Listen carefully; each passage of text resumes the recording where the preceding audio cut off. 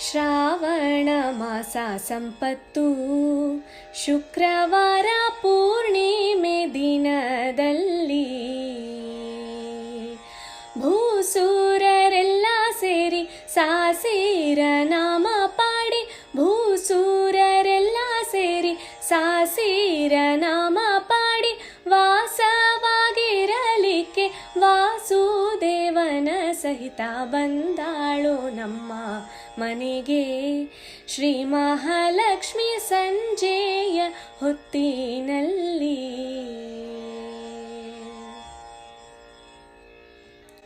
ಕನಕವಾಯಿತು ಮಂದಿರ ಜನನಿ ಬರಲು ಜಯ ಜಯ ಜಯವೆನ್ನಿರೆ. ಸನಕಾದಿ ಮುನಿಗಳ ಸೇವೆಯ ಸ್ವೀಕರಿಸಿ ಸನಕ